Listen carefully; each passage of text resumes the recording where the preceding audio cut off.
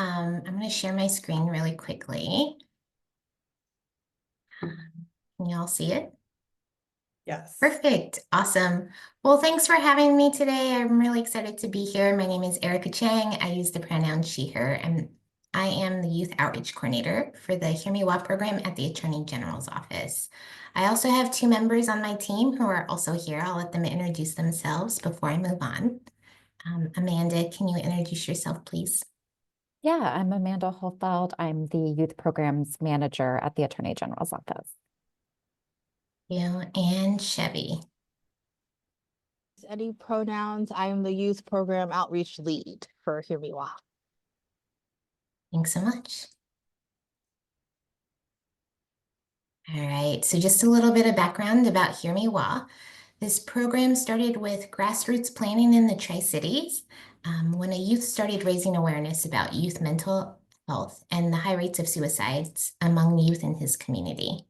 He contacted his state senator, and together they collaborated on an idea of creating a youth line that youth can contact and get connected to resources in their community. In 2021, a bill was created, but it did not pass. It was written in a proviso that the legislature tasked the Attorney General's office to create a statewide reporting system for the safety and well-being of youth, as well as convene an advisory committee. A team was hired on, and they started researching other state lines and youth lines, contacting committee members and meeting with state agencies, law enforcement, youth-serving organizations, and more. In 2022 and 2023, the team focused on reaching out to youth to gain input on key features of HearMeWA and further develop a program that is informed by youth and designed to meet their needs.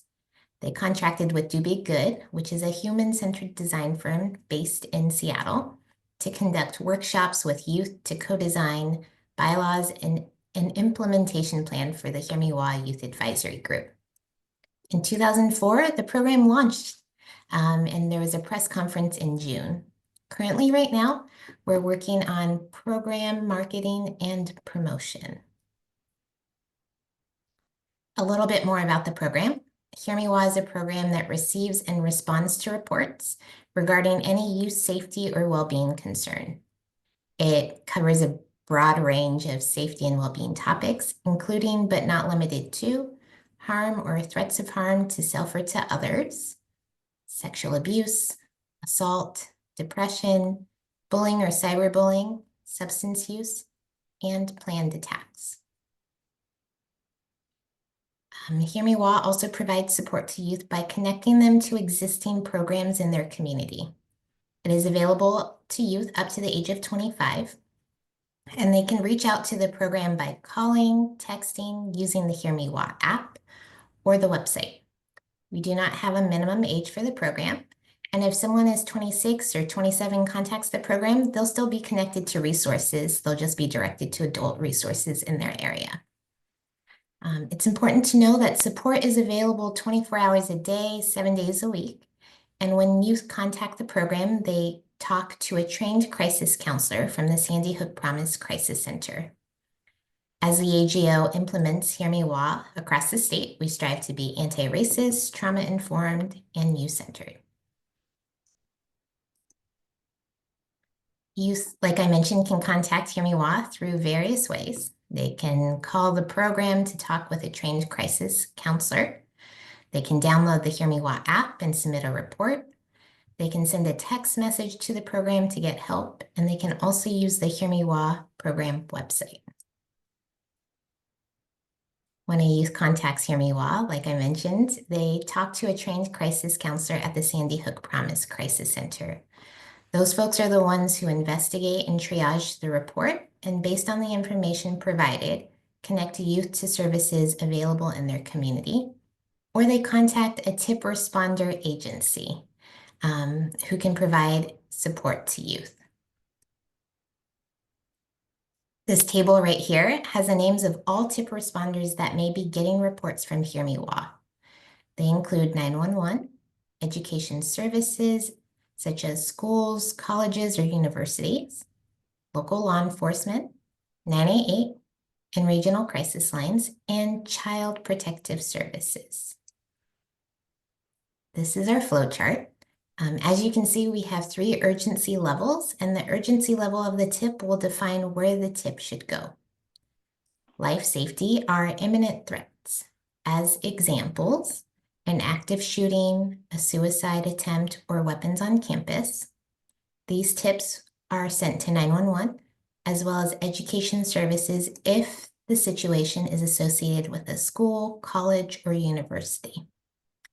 Urgent tips are actions past, present, and future that can put someone in danger, such as child abuse or neglect, sexual assault, or harassment. And depending on the situation, these tips can be sent to CPS, behavioral health services, education services, or law enforcement. Critical tips are low-level threats. So these can include topics like anxiety, bullying, or general concerns. These tips will likely go to behavioral health services and education services, depending on the case. You'll see by the icon, those are how folks are notified. So phone, text, and/or email. As mentioned before, HearMeWA connects youth to resources that already exist, which includes 988 and regional crisis lines. If we get a call from a youth with a behavioral health need that requires in-person crisis response, the crisis center will warm transfer them to their regional crisis line. The crisis center will also provide 988 as an additional resource after they speak to the youth and are able to de-escalate the situation. The Crisis Center uses existing searchable databases such as 211, Teen Link, and Teen Health Hub to provide additional resources to youth when needed.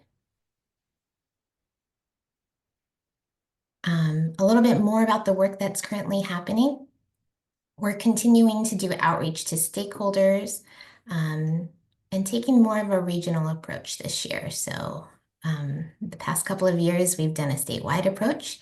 So now we're just being intentional about our outreach and reaching out to schools, law enforcement agencies, and ESDs.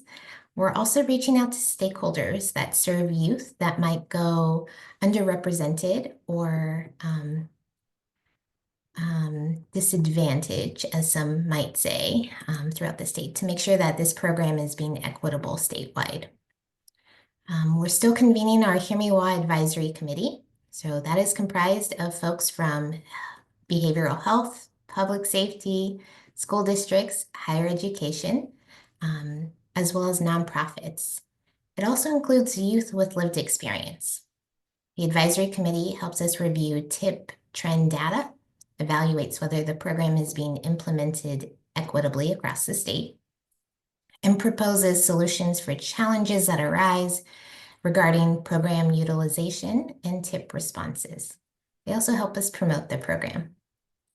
In addition to that, we also have the HearMeWA Youth Advisory Group. They help our team stay youth-centered as we make sure that we create a program that meets their needs. They are compensated for their time and provide input on HearMeWA's branding, marketing, and advertising, as well as program feedback.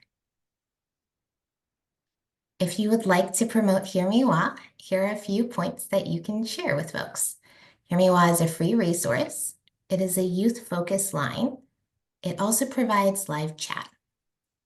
If youth want more help or have questions, they can always re-engage with HearMeWA. And all reports and tips are evaluated and sent to a broad range of responders and services for help. Finally, we'll be sharing more promotional materials with y'all soon. We're committed to continuing to improve this program. So if you have any feedback for us, feel free to reach out. You can sign up for a newsletter as well as send us maybe suggestions or concerns using the info hearmewa@atg.wa.gov email. You can also put it in the chat if you'd like. Like I mentioned before, if you do have any questions, feel free to reach out to us. Thank you so much. Any questions or